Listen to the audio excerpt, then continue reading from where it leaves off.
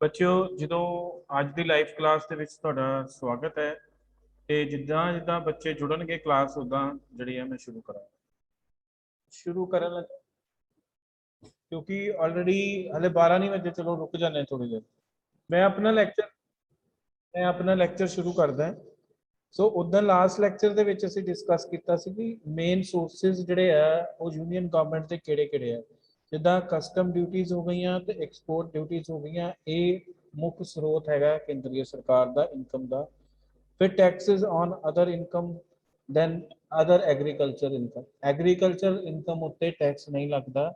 ਸੋ ਉਹਦੇ ਤੋਂ ਇਲਾਵਾ ਜਿਹੜੇ ਟੈਕਸਿਸ ਲੱਗਦੇ ਆ ਉਹ ਕੇਂਦਰ ਸਰਕਾਰ ਜਿਹੜੀ ਹੈ ਲਗਾਉਂਦੀ ਹੈ, ਔਰ ਉਹਦਾ ਜਿਹੜਾ ਮੇਨ ਸੋਰਸ ਆਫ ਇਨਕਮ ਜਿਹੜਾ ਹੈ ਉਹ ਇਹ।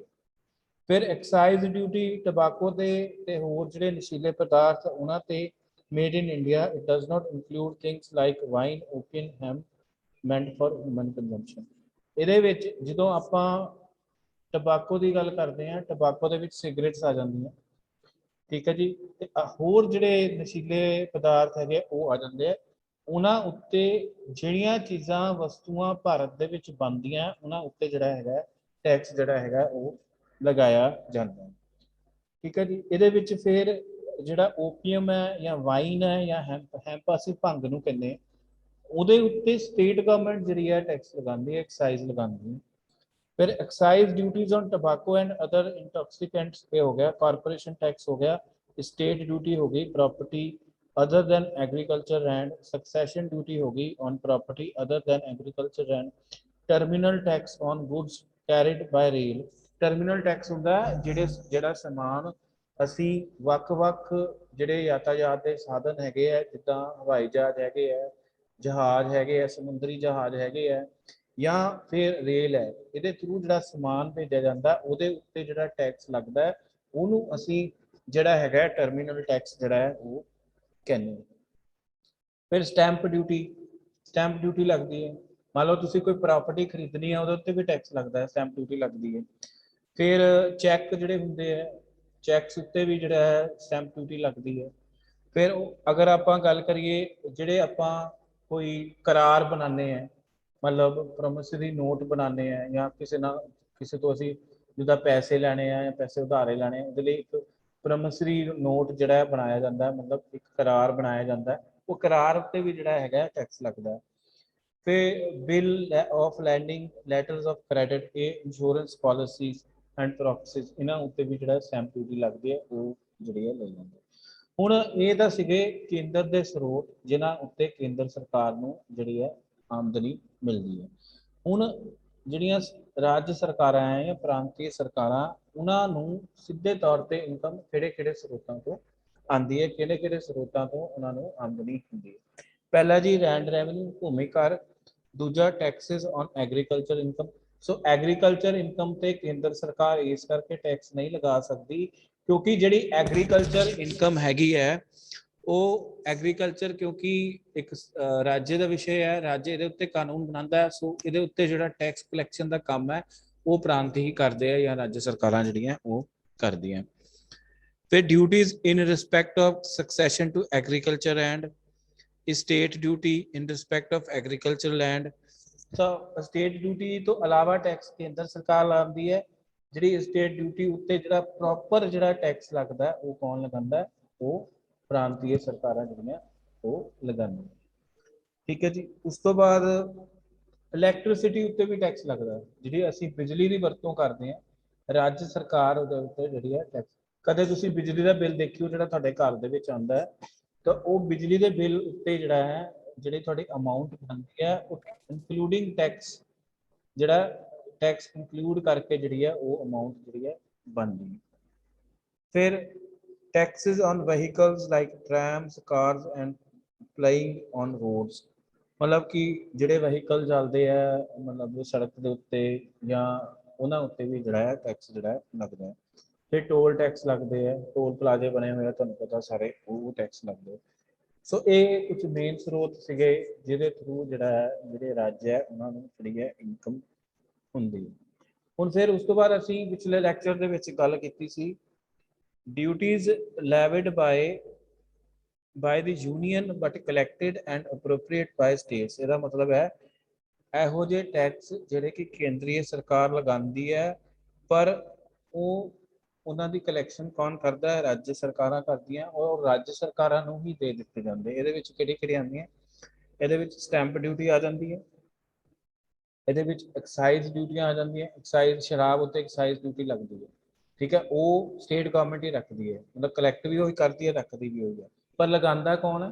ਲਗਾਉਂਦਾ ਕੇਂਦਰੀ ਸਰਕਾਰ। ਕੇਂਦਰੀ ਸਰਕਾਰ ਜਿਹੜੇ ਹੈ ਇਦਾਂ ਦੇ ਜਿਹੜੇ ਟੈਕਸਿਸ ਜਿਹੜੇ ਆ ਉਹ ਲਗਾਉਂਦੇ, ਠੀਕ ਹੈ। ਫਿਰ ਇਹਦੇ ਵਿੱਚ ਅਗਲਾ ਜਿਹੜਾ ਪੁਆਇੰਟ ਹੈਗਾ ਉਹ ਹੈਗਾ taxes levied and collected by the union but assigned to the states। ਮਤਲਬ ਇਹੋ ਜਿਹੇ ਟੈਕਸ ਜਿਹੜੇ ਕਿ ਕੇਂਦਰੀ ਸਰਕਾਰ ਇਕੱਠੇ ਕਰਦੀ ਹੈ, ਪਰ ਉਹ ਬਾਅਦ ਵਿੱਚ ਖਰਚਣ ਵਾਸਤੇ ਰਾਜਾਂ ਨੂੰ ਦੇ ਦਿੱਤੇ ਜਾਂਦੇ ਆ। ਕਿਹੜੇ ਕਿਹੜੇ ਹੈ? Secession duty. ਸਕਸੈਸ਼ਨ ਮਤਲਬ ਹੁੰਦਾ ਪੈਤਰਿਕ, ਜਿਹਦਾ ਪ੍ਰਾਪਰਟੀ ਦੇ ਵਿੱਚ ਜਿਹੜਾ ਸਕਸੈਸ਼ਨ ਹੁੰਦਾ ਹੈ ਉਹ ਟ੍ਰਾਂਸਫਰ ਹੁੰਦਾ ਹੈ, ਉਹਦੇ ਉੱਤੇ ਵੀ ਟੈਕਸ ਲੱਗਦਾ ਹੈ। ਮੰਨ ਲਓ ਮੇਰੇ ਫਾਦਰ ਦੀ ਪ੍ਰਾਪਰਟੀ ਹੈ ਔਰ ਉਹ ਮੇਰੇ ਨਾਮ ਤੇ ਮੈਂ ਕਰਾਣੀ ਹੈ, ਤੇ ਜੇ ਮੈਂ ਆਪਣੇ ਨਾਮ ਤੇ ਕਰਾਣੀ ਹੈ ਤਾਂ ਮੈਨੂੰ ਉਹਦੇ ਲਈ ਟੈਕਸ ਜਿਹੜਾ ਉਹ ਦੇਣਾ ਪਊਗਾ। ਫਿਰ state duty in respect of property other than agriculture land, ਠੀਕ ਹੈ ਜੀ। ਇਹਦੇ ਤੋਂ ਵੀ ਇਹ ਕੌਣ ਇਕੱਠੇ ਕਰਦਾ? ਇਹ ਯੂਨੀਅਨ ਸਰਕਾਰ ਜਿਹੜੀ ਇਕੱਠੇ ਕਰਦੀ, ਪਰ ਰਾਜਾਂ ਨੂੰ ਜਿਹੜਾ ਹੈ ਖਰਚਣ ਵਾਸਤੇ ਦੇ ਦਿੰਦੀ ਹੈ। ਫਿਰ ਜਿੱਦਾਂ ਟਰਮੀਨਲ ਟੈਕਸ ਮੈਂ ਤੁਹਾਨੂੰ ਪਹਿਲੇ ਦੱਸਿਆ ਸੀ, ਇਹ ਵੀ ਕੇਂਦਰ ਸਰਕਾਰ ਇਕੱਠੇ ਕਰਦੀ ਹੈ, ਪਰ ਇਹਦੇ ਵਿੱਚੋਂ ਜਿਹੜਾ ਹੈ ਖਰਚਣ ਵਾਸਤੇ ਇਹ ਰਾਜ ਸਰਕਾਰਾਂ ਨੂੰ ਦੇ ਦਿੰਦੀ ਹੈ। ਫਿਰ ਰੇਲਵੇ ਦੇ ਵਿੱਚ ਜਿਹੜੇ ਆਵਾਜਾਈ ਦਾ ਸਮਾਨ ਜਾਂਦਾ ਹੈ, ਉਹ ਸਾਰੀਆਂ ਜਿਹੜੀਆਂ ਚੀਜ਼ਾਂ ਜਾਂਦੀਆਂ, ਫੇਅਰਸ ਐਂਡ ਫਲਾਈਟਸ ਜਿਹੜੇ ਹੈ ਉਹ ਕੌਣ ਇਕੱਠੇ ਕਰਦਾ? ਕੇਂਦਰੀ ਸਰਕਾਰ ਇਕੱਠੇ ਕਰਦੀ ਹੈ, ਪਰ ਖਰਚਣ ਵਾਸਤੇ ਜਿਹੜਾ ਹੈ ਰਾਜਾਂ ਨੂੰ ਦੇ ਦਿੰਦੀ ਹੈ, ਠੀਕ ਹੈ ਜੀ।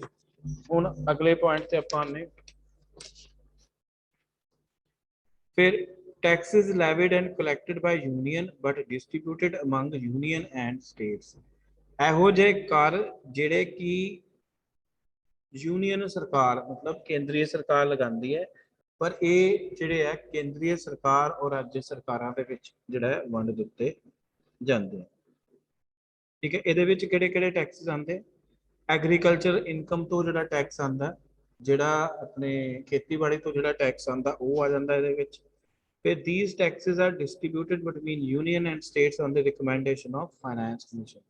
ਭਾਰਤ ਦੇ ਵਿੱਚ ਧਾਰਾ 286 ਦੇ ਅਧੀਨ ਭਾਰਤ ਵਿੱਚ ਵਿੱਤੀ ਆਯੋਗ ਦਾ ਜਿਹੜਾ ਹੈ ਗਠਨ ਕੀਤਾ ਗਿਆ। ਵਿੱਤੀ ਆਯੋਗ ਦਾ ਪ੍ਰਮੁੱਖ ਕੰਮ ਇਸ ਵੇਲੇ 14ਵਾਂ ਵਿੱਤੀ 15ਵਾਂ ਵਿੱਤੀ ਆਯੋਗ ਜਿਹੜਾ ਹੈ ਕਾਰਜਕਾਲ ਦੇ ਵਿੱਚ ਹੈਗਾ, ਔਰ ਵਿੱਤੀ ਆਯੋਗ ਦਾ ਪ੍ਰਮੁੱਖ ਕੰਮ ਇਹ ਹੁੰਦਾ ਹੈ ਕਿ ਜਿਹੜੇ ਕੇਂਦਰ ਔਰ ਜਿਹੜੇ ਰਾਜ ਸਰਕਾਰਾਂ ਉਹਦੇ ਵਿੱਚ ਜਿਹੜੀ ਆਮਦਨੀ ਦੀ ਜਿਹੜੀ ਵੰਡ ਹੈ ਉਹ ਫਾਈਨੈਂਸ ਕਮਿਸ਼ਨ ਜਾਂ ਵਿੱਤੀ ਆਯੋਗ ਜਿਹੜਾ ਕਰਦਾ, ਪ੍ਰੋਪਰ ਡਿਸਟ੍ਰੀਬਿਊਸ਼ਨ ਕਰਦਾ ਕਿ ਕਿੰਨੀ ਰੇਸ਼ੀਓ ਜਿਹੜੀ ਹੈ ਕੇਂਦਰ ਸਰਕਾਰ ਨੇ ਆਪਣੇ ਕੋਲ ਰੱਖਣੀ ਹੈ, ਪੈਸਾ ਕਿੰਨਾ ਆਪਣਾ ਕੇਂਦਰੀ ਸਰਕਾਰ ਨੇ ਰੱਖਣਾ ਆਪਣੇ ਕੋਲ, ਔਰ ਕਿੰਨਾ ਪੈਸਾ ਜਿਹੜਾ ਹੈ ਰਾਜ ਸਰਕਾਰਾਂ ਜਾਂ ਪ੍ਰਾਂਤੀय ਸਰਕਾਰਾਂ ਨੂੰ ਚਾਹੀਦਾ, ਠੀਕ ਹੈ ਜੀ। ਉਸ ਤੋਂ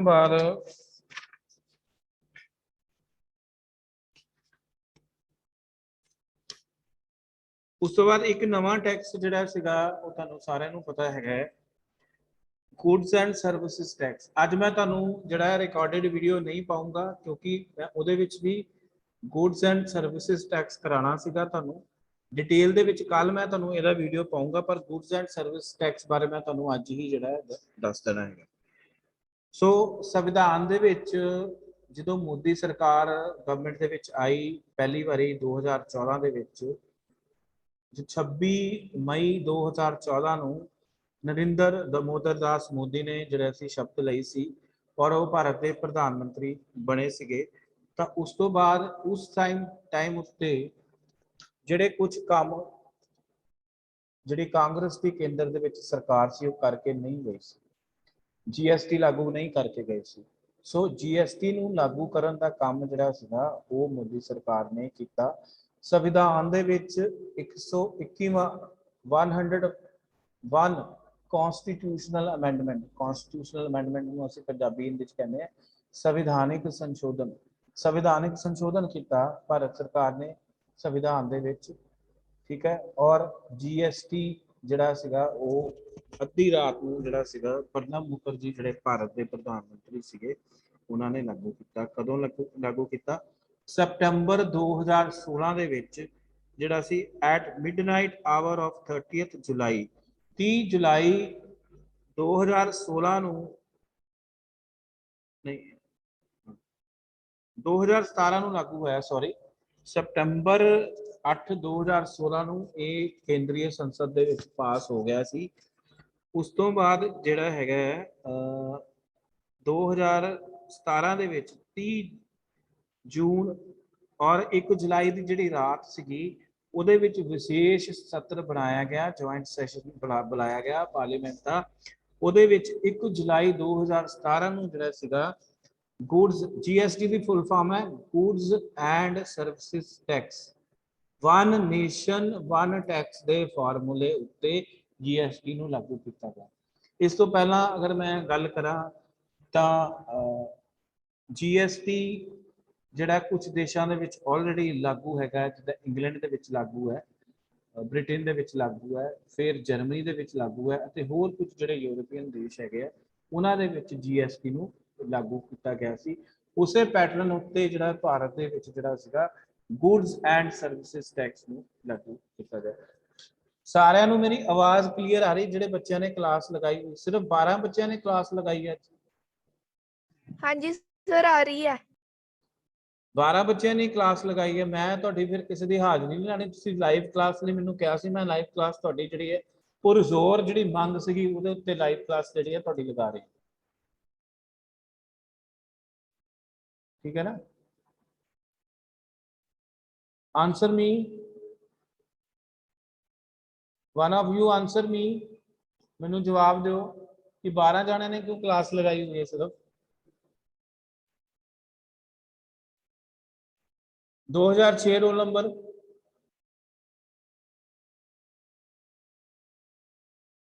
यस सर। मैं क्या सिर्फ 12 जाने ने बच्चे क्लास लगाई अज, क्यों अज इन्ने घट क्यों नहीं बच्चे? सर पता नहीं। इस क्लास वाले ਜਿਹੜੇ ਤੁਹਾਡੇ ਦੋਸਤ ਮਿੱਤਰ ਹੈ ਉਹਨਾਂ ਨੂੰ ਕਹੋ ਕਲਾਸ ਲਗਾਓ, ਤੁਹਾਡੇ ਫਾਇਦੇ ਵਾਸਤੇ, ਨੁਕਸਾਨ ਵਾਸਤੇ ਨਹੀਂ ਹੈ। ਠੀਕ ਹੈ, ਥੋੜਾ ਜਿਹਾ ਬੱਚਿਆਂ ਨੂੰ ਮੋਟੀਵੇਟ ਕਰੋ ਕਿ ਕਲਾਸ ਲਗਾਉਣ। ਠੀਕ ਹੈ, ਮੈਂ ਹੁਣ ਅੱਗੇ ਚੱਲਦਾ, ਮੈਂ ਤੁਹਾਨੂੰ ਦੱਸ ਰਿਹਾ ਸੀਗਾ। ਸਾਰਿਆਂ ਨੂੰ ਮੇਰੀ ਗੱਲ ਸਮਝ ਲੱਗ ਰਹੀ ਹੈ? ਹਾਂਜੀ ਸਰ। ਇਹ ਮੈਂ ਲੈਕਚਰ ਰਿਕਾਰਡ ਵੀ ਕਰ ਰਹੇ ਹਾਂ, ਅਗਰ ਕਿਸੇ ਨੂੰ ਨਹੀਂ ਪਤਾ ਲੱਗੇਗਾ ਦੁਬਾਰਾ ਸੁਣ ਲਈਓ। तो ਅੱਜ ਦੀ ਜਿਹੜੀ ਤੁਸੀਂ ਅਟੈਂਡੈਂਸ ਪਾਣੀ ਹੈ ਇਸ ਆਧਾਰ ਉੱਤੇ ਪਾਣੀ ਹੈ। ਪਹਿਲੇ ਸਕਰੀਨਸ਼ਾਟ ਖਿੱਚ ਕੇ ਪਾ ਦਿਓ ਮੈਨੂੰ ਜਦੋਂ ਲੈਕਚਰ ਖਤਮ ਹੁੰਦਾ। ਉਸ ਤੋਂ ਬਾਅਦ ਜਿਹੜਾ ਹੈ ਤੁਸੀਂ ਮੈਨੂੰ ਜਿਹੜਾ ਹੈ ਬਾਅਦ ਦੇ ਵਿੱਚ ਜਿਹੜਾ ਜਿੱਦਾਂ ਤੋਂ ਰੋਜ਼ ਤੁਸੀਂ ਅਟੈਂਡੈਂਸ ਭੇਜਦੇ ਹੋ ਉਦਾਂ ਭੇਜ ਸਕਦੇ ਹੋ ਰੋਜ਼ ਅਟੈਂਡੈਂਸ। ਠੀਕ ਹੈ, ਸਮਝ ਗਏ? ਅੱਛਾ, GST ਦੀ ਗੱਲ ਹੋ ਰਹੀ ਸੀ। ਹੁਣ GST ਦੀ ਫੁੱਲ ਫਾਰਮ ਹੈ ਜਿੱਦਾਂ ਮੈਂ ਤੁਹਾਨੂੰ ਦੱਸ ਰਿਹਾ ਸੀਗਾ, GST ਨੂੰ ਅਸੀਂ ਜਿਹੜਾ ਹੈ ਗੁੱਡਸ ਐਂਡ ਸਰਵਿਸਿਜ਼ ਟੈਕਸ ਜਿਹੜਾ ਹੈ ਉਹ ਆਪਾਂ ਕਹਿੰਦੇ ਹੈਗੇ। ਠੀਕ ਹੈ, ਪ੍ਰਣਬ ਮੁਖਰਜੀ ਜਿਹੜੇ ਸੀਗੇ ਉਹਨਾਂ ਨੇ ਸੈਂਟਰਲ ਹਾਲ ਆਫ ਪਾਰਲੀਮੈਂਟ ਦੇ ਵਿੱਚ ਇਹਦੀ ਜਿਹੜੀ ਹੈ ਘੰਟੀ ਵਜਾ ਕੇ ਰਾਤੀ ਜਦੋਂ 12 ਵਜੇ ਉਦੋਂ ਇਹਦੀ ਜਿਹੜੀ ਸੀਗੀ ਇਨੋਗ੍ਰੇਸ਼ਨ ਜਿਹੜੀ ਹੈ ਉਹ ਕੀਤੀ ਸੀ। ਸੋ ਇਹ ਸੀਗਾ ਜੀ ਆਰਟੀਕਲ 264 to 291 ਸੰਵਿਧਾਨ ਦੀ ਧਾਰਾ 264 ਤੋਂ ਲੈ ਕੇ 291 ਤੱਕ ਜਿਹੜਾ 7ਵਾਂ ਸ਼ਡਿਊਲ ਹੈਗਾ ਸਾਡਾ 7ਵੀਂ ਅਨੁਸੂਚੀ ਹੈ ਸੰਵਿਧਾਨ ਦੇ ਵਿੱਚ, ਉਹਦੇ ਵਿੱਚ GST ਦਾ ਜਿਹੜਾ ਹੈ ਪ੍ਰਾਵਧਾਨ ਕੀਤਾ ਗਿਆ ਹੈ। GST ਨੂੰ ਉੱਥੇ ਜਿਹੜਾ ਹੈ ਸ਼ਾਮਿਲ ਕੀਤਾ ਇਹਨਾਂ ਧਾਰਾਵਾਂ ਦੇ ਵਿੱਚ। ਠੀਕ ਹੈ, ਇਹ 101 ਸੰਵਿਧਾਨਿਕ ਸੰਸ਼ੋਧਨ ਸੀਗਾ ਔਰ ਇਸ ਨੂੰ 12ਵਾਂ ਅਧਿਆਇ ਜਿਹੜਾ 12ਵਾਂ ਚੈਪਟਰ ਜਿਹੜਾ ਹੈ ਸੰਵਿਧਾਨ ਦੇ ਵਿੱਚ ਉਹਨੂੰ ਉਹਦੇ ਵਿੱਚ ਜਗ੍ਹਾ ਦਿੱਤੀ ਗਈ। ਇਹ ਨੋਟ ਕਰ ਲਓ ਕਿਤੇ ਇਹ 2 ਨੰਬਰ ਵਾਲੇ ਕੁਐਸਚਨ ਦੇ ਵਿੱਚ ਤੁਹਾਨੂੰ ਜਿਹੜਾ ਹੈ ਪੁੱਛਿਆ ਜਾ ਸਕਦਾ। ਅੱਛਾ, ਫਿਰ ਉਸ ਤੋਂ ਬਾਅਦ ਯੂਨੀਫਾਰਮ ਟੈਕਸ, ਇਹਦੀ ਜਿਹੜੀ ਪਹਿਲੀ ਵਿਸ਼ੇਸ਼ਤਾ ਹੈ GST ਦੀ ਉਹ ਹੈ by abolishing the multiplicity of taxes and tax rates uniform tax rate was enforced throughout India, as the result of which buyer will pay the same price on the goods in the entire country। मतलब ਜਿਹੜਾ ਖਰੀਦਦਾਰ ਹੈ ਉਸ ਵਾਸਤੇ ਬਹੁਤ ਸੌਖਾ ਹੋ ਗਿਆ, ਇੱਕ ਚੀਜ਼ ਦੀ ਉਹਨੂੰ ਸੇਮ ਪ੍ਰਾਈਸ ਜਿਹੜੀ ਹੈ ਦੇਣੀ ਪੈਗੀ। ਅੱਗੇ ਕੀ ਸੀਗਾ, ਮੰਨ ਲਓ ਇੱਥੋਂ ਸਮਾਨ ਜੰਮੂ ਕਸ਼ਮੀਰ ਜਾ ਰਿਹਾ ਹੈ, ਜੰਮੂ ਕਸ਼ਮੀਰ ਦੇ ਵਿੱਚ ਮੰਨ ਲਓ ਟੂਥਪੇਸਟ ਦੀ ਆਪਾਂ ਗੱਲ ਕਰ ਲੈਂਦੇ ਹਾਂ, ਜੇ ਪੰਜਾਬ ਦੇ ਵਿੱਚ ਟੁੱਥਪੇਸਟ ਦਾ ਰੇਟ 20 ਰੁਪਏ ਸੀਗਾ ਤੇ ਉੱਥੇ ਟੁੱਥਪੇਸਟ ਜਾ ਕੇ ਹੋ ਜਾਂਦੀ ਸੀ 25-26 ਰੁਪਏ ਦੀ, 27 ਰੁਪਏ ਦੀ, 28 ਰੁਪਏ ਦੀ ਖਰਚਾ ਪੈ ਜਾਂਦਾ ਸੀ। ਪਰ ਹੁਣ ਇੱਥੇ ਅਗਰ ਪੰਜਾਬ ਦੇ ਵਿੱਚ ਟੁੱਥਪੇਸਟ ਜੇ ਹੈ 20 ਰੁਪਏ ਦੀ ਵਿਕੂਗੀ ਤੇ ਉਹ ਜੰਮੂ ਕਸ਼ਮੀਰ 'ਚ ਵੀ 20 ਰੁਪਏ ਦੀ ਵਿਕੂਗੀ ਇਨਕਲੂਡਿੰਗ GST। ਠੀਕ ਹੈ ਜੀ, ਇਹਨੂੰ ਕਹਿੰਦੇ ਆ ਆਪਾਂ, ਇਸੇ ਕਰਕੇ ਇਹਨੂੰ ਵਨ ਨੇਸ਼ਨ ਵਨ ਟੈਕਸ ਦਾ ਜਿਹੜਾ ਸੀਗਾ ਉਹ ਵੀ ਦਿੱਤਾ ਗਿਆ। ਭਾਰਤ ਦੇ ਵਿੱਚ ਇਸ ਤੋਂ ਪਹਿਲਾਂ ਜਿਹੜਾ ਹੈ ਅੰਦਾਜ਼ਨ ਦੱਸ ਰਿਹਾ ਮੈਂ ਤੁਹਾਨੂੰ, ਐਗਜ਼ੈਕਟ ਜਿਹੜਾ ਫਿਗਰ ਨਹੀਂ ਦੱਸ ਰਿਹਾ, 247 ਤਰ੍ਹਾਂ ਦੇ ਜਿਹੜੇ ਟੈਕਸਿਸ ਜਿਹੜੇ ਆ ਉਹ ਲੱਗਦੇ ਸੀ ਪਹਿਲੇ, ਅਲੱਗ-ਅਲੱਗ ਫਾਰਮ ਦੇ ਜਿਹੜੇ ਆ 247 ਤਰ੍ਹਾਂ ਦੇ ਜਿਹੜੇ ਆ ਟੈਕਸਿਸ ਜਿਹੜੇ ਸੀ ਲੱਗਦੇ ਸੀ, ਔਰ ਉਹਨੂੰ ਅਬੋਲਿਸ਼ ਕਰਕੇ ਪੂਰੇ ਦੇਸ਼ ਦੇ ਵਿੱਚ ਜਿਹੜਾ ਹੈ GST ਨੂੰ ਜਿਹੜਾ ਸੀਗਾ ਉਹ ਲਾਗੂ ਕੀਤਾ ਗਿਆ। ਸੋ GST ਨੂੰ ਮੈਂ ਮਤਲਬ ਕਲੌਜ਼ ਬਾਏ ਕਲੌਜ਼ ਜਿਹੜਾ ਮੈਂ ਤੁਹਾਨੂੰ ਕੱਲ ਨੂੰ ਵੀਡੀਓ ਪਾਉਂਗਾ ਰਿਕਾਰਡਡ, ਉਹਦੇ ਵਿੱਚ ਤੁਹਾਨੂੰ ਕਲੌਜ਼ ਬਾਏ ਕਲੌਜ਼ ਵੀ ਜਿਹੜਾ ਦੱਸ ਦੂੰਗਾ। ਅਗਰ ਇਹਦੇ ਉੱਤੇ ਤੁਹਾਨੂੰ ਅਲੱਗ ਤੋਂ ਕੋਈ ਪ੍ਰਸ਼ਨ ਆ ਜਾਂਦਾ ਹੈ ਤੇ ਤੁਸੀਂ ਉਹ ਅਟੈਂਪਟ ਕਰ ਸਕਦੇ ਹੋ। ਵੈਸੇ ਆਂਦਾ ਨਹੀਂ, ਕਿਉਂਕਿ it is a more economic topic than a political topic. So ਆਂਦਾ ਨਹੀਂ ਵੈਸੇ, ਪਰ ਆਪਾਂ ਉਹ ਕਰਨਾ ਤਾਂ ਹੈਗਾ ਹੀ ਹੈ ਟੂ ਕਵਰ ਦਾ ਰਿਸਕ।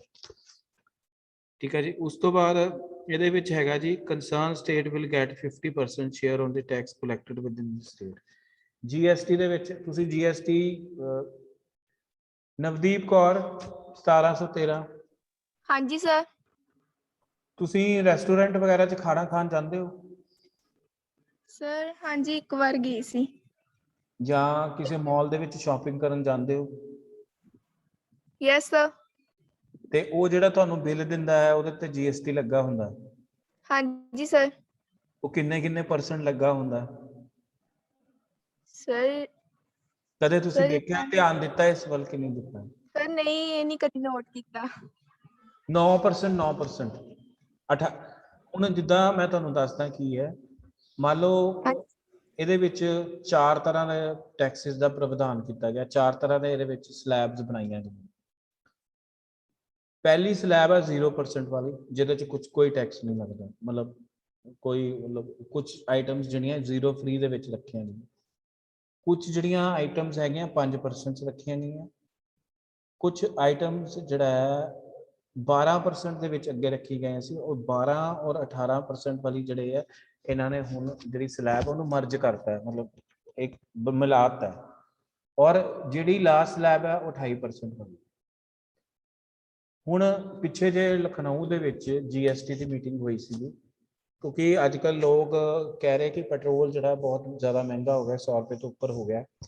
ਸੋ ਜਿਹੜੀ ਕੇਂਦਰੀ ਸਰਕਾਰ ਸੀਗੀ, ਤੁਹਾਨੂੰ ਸਹੀ ਫੈਕਟ ਦੱਸਣੇ ਵੀ ਬਹੁਤ ਜ਼ਰੂਰੀ ਹੈ, ਜਿਹੜੀ ਕੇਂਦਰੀ ਸਰਕਾਰ ਹੈ ਉਹਨੇ ਕੀ ਕੀਤਾ, ਉਹਨੇ ਇੱਕ ਰੈਜ਼ੋਲੂਸ਼ਨ ਮੂਵ ਕੀਤਾ GST ਕੌਂਸਲ ਦੇ ਵਿੱਚ ਕਿ ਪੈਟਰੋਲ ਨੂੰ ਜਿਹੜਾ GST ਦੇ ਵਿੱਚ ਔਰ ਡੀਜ਼ਲ ਨੂੰ GST ਦੇ ਵਿੱਚ ਲਿਆਂਦਾ ਜਾਏ। ਅਗਰ ਪੈਟਰੋਲ ਔਰ ਡੀਜ਼ਲ GST ਦੇ ਵਿੱਚ ਆ ਜਾਂਦੇ ਹੈ ਤੇ 75 ਰੁਪਏ ਲੀਟਰ ਪੈਟਰੋਲ ਹੋ ਜਾਊਗਾ ਔਰ ਜਿਹੜਾ ਡੀਜ਼ਲ ਹੈ ਉਹ 68 ਰੁਪਏ ਲੀਟਰ ਹੋ ਜਾਊਗਾ। ਸੋ ਇਹਦੇ ਉੱਤੇ ਜਿਹੜੀਆਂ ਰਾਜ ਸਰਕਾਰਾਂ ਹੈ ਉਹ ਨਹੀਂ ਮੰਨੀਆਂ। ਹੁਣ GST ਦੇ ਵਿੱਚ ਅਗਰ ਕੋਈ ਆਪਾਂ ਚੇਂਜ ਕਰਨਾ ਹੋਵੇ ਤਾਂ ਇੱਕ GST ਕੌਂਸਲ ਬਣਾਈ ਗਈ ਹੈ, ਜਿਹੜੀ ਚੇਅਰਮੈਨ ਹੈ ਉਹ ਵਿੱਤ ਮੰਤਰੀ ਹੁੰਦਾ ਹੈ। ਵਿੱਤ ਮੰਤਰੀ ਜਿਹੜਾ ਭਾਰਤ ਦਾ, ਜਿੱਦਾਂ ਨਿਰਮਲਾ ਸੀਤਾਰਮਨ ਜਿਹੜੀ ਹੈ ਉਹ ਭਾਰਤ ਦੀ ਵਿੱਤ ਮੰਤਰੀ ਹੈ, ਉਹ ਉਸ ਦੀ ਚੇਅਰਮੈਨ ਹੈ। ਪਲੱਸ ਇਹਦੇ ਵਿੱਚ ਜਿਹੜੇ ਸਟੇਟ ਦੇ ਵਿੱਤ ਮੰਤਰੀ ਹੁੰਦੇ ਆ, ਪ੍ਰਾਂਤੀ ਸਰਕਾਰਾਂ ਦੇ, ਉਹ ਇਹਦਾ ਹਿੱਸਾ ਹੁੰਦੇ ਆ। ਸੋ ਕੋਈ ਵੀ ਅਗਰ ਜਦੋਂ ਨਿਰਣੇ ਲਿਆ ਜਾਂਦਾ ਹੈ ਤਾਂ GST ਕੌਂਸਲ ਦੇ ਵਿੱਚ ਨਿਰਣੇ ਜਿਹੜਾ ਲਿਆ ਜਾਂਦਾ ਹੈ ਔਰ ਸਹਿਮਤੀ ਦੇ ਆਧਾਰ ਉੱਤੇ ਹੀ ਕੋਈ ਨਿਰਣੇ ਲੈਂਦਾ। ਸੋ ਬਹੁਤ ਸਾਰੀਆਂ ਸਟੇਟਾਂ ਨੇ ਪੈਟਰੋਲ ਔਰ ਡੀਜ਼ਲ ਨੂੰ GST ਦੇ ਵਿੱਚ ਲਿਆਉਣ ਦੇ ਵਿੱਚ ਫੇਵਰ ਨਹੀਂ ਕੀਤਾ, ਇਸ ਕਰਕੇ ਉਹ ਪ੍ਰਸਤਾਵ ਜਿਹੜਾ ਸੀਗਾ ਗਿਰ ਗਿਆ। ਸੋ ਮੈਂ ਦੱਸਿਆ GST ਜਿਹੜਾ GST ਕੌਂਸਲ ਹੈਗੀ ਹੈ ਉਹ ਕਿੱਦਾਂ ਫੰਕਸ਼ਨ ਕਰਦੀ, ਉਸ ਬਾਰੇ ਤੁਹਾਨੂੰ ਜਿਹੜਾ ਮੈਂ ਦੱਸਿਆ GST ਕੌਂਸਲ ਕਿੱਦਾਂ ਜਿਹੜਾ ਫੰਕਸ਼ਨ ਜਿਹੜੀ ਹੈ ਕਰਦੀ ਹੈ।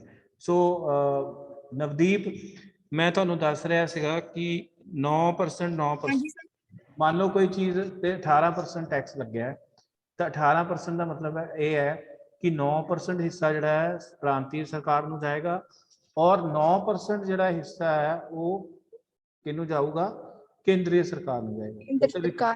ਹਾਂ 50% ਸ਼ੇਅਰ ਕਿਹਾ ਨਾ, 50% ਦਾ ਮਤਲਬ ਇਹੀ ਹੈ।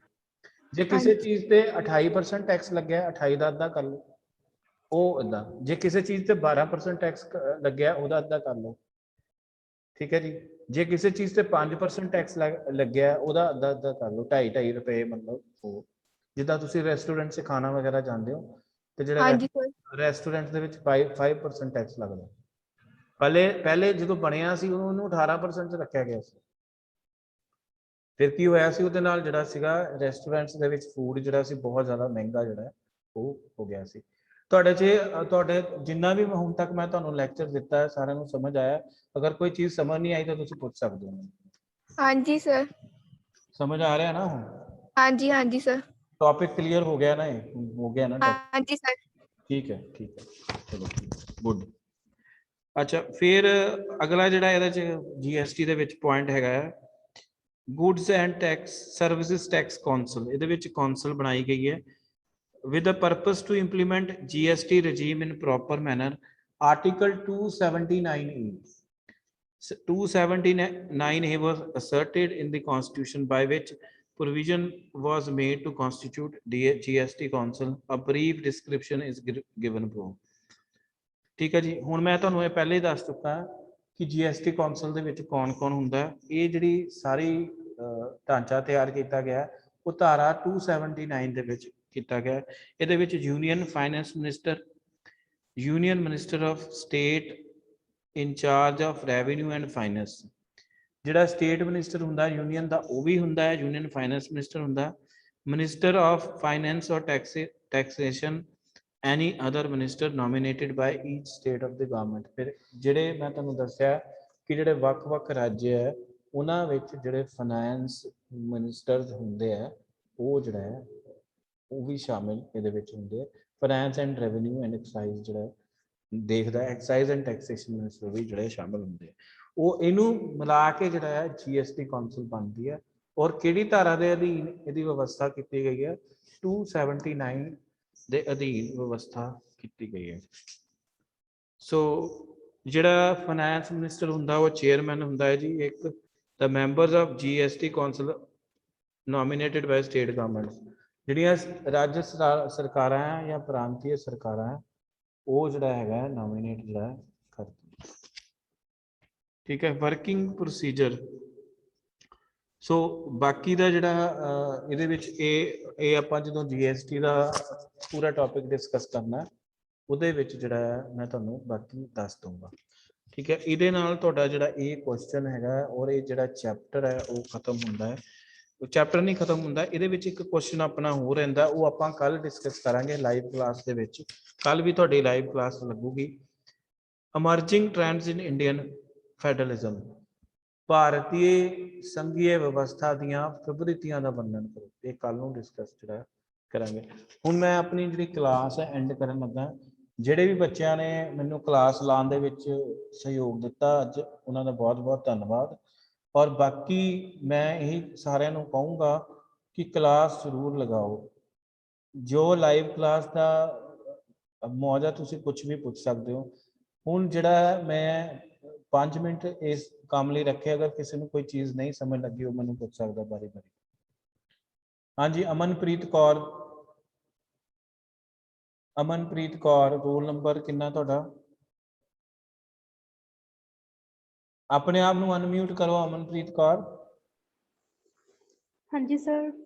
ਸਮਝ ਲੱਗ ਗਿਆ ਤੁਹਾਨੂੰ? ਹਾਂਜੀ ਸਰ। ਠੀਕ ਹੈ। ਜੈਸਮੀਨ, ਰੋਲ ਨੰਬਰ 1780, ਤੁਹਾਨੂੰ ਸਮਝ ਲੱਗ ਗਿਆ?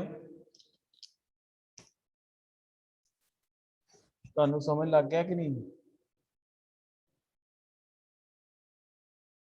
ਚਲੋ ਤੁਸੀਂ ਅਗਰ ਮੈਨੂੰ ਆਪਣੇ ਆਪ ਦੱਸੋ ਬੋਲ ਕੇ, ਕਿਸੇ ਨੂੰ ਅਗਰ ਨਹੀਂ ਸਮਝ ਲੱਗਿਆ ਤੇ ਮੈਂ ਰੋਜ਼ ਤਾਂ ਨਹੀਂ ਹੁਣੇ ਹਾਂਜੀ ਸਰ। ਤੁਹਾਨੂੰ ਸਮਝ ਲੱਗ ਗਿਆ ਜੀ ਟੌਪਿਕ? ਕੁਝ ਨਾ ਪਤਾ ਲੱਗਿਆ ਹੋਵੇ?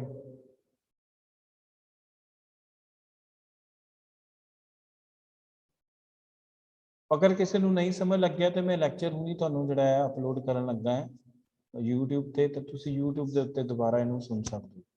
ਠੀਕ ਹੈ। ਬਾਕੀ ਅਗਰ ਕੋਈ ਪ੍ਰੋਬਲਮ ਹੈ ਤਾਂ ਕੱਲ ਦੀ ਲਾਈਵ ਕਲਾਸ ਦੇ ਵਿੱਚ ਜਿਹੜਾ ਹੈ ਅਸੀਂ ਡਿਸਕਸ ਕਰ ਲਵਾਂਗੇ। Thank you for attending this lecture. ਹੁਣ ਸਾਰੇ ਜਣੇ ਕਲਾਸ ਲੀਵ ਕਰ ਜਾਓ ਔਰ ਸਕਰੀਨਸ਼ਾਟ ਲੈ ਲਓ ਔਰ ਮੈਨੂੰ ਭੇਜ ਦਿਓ ਅਟੈਂਡੈਂਸ ਗਰੁੱਪ ਦੇ ਵਿੱਚ WhatsApp ਗਰੁੱਪ ਦੇ ਵਿੱਚ। Okay sir.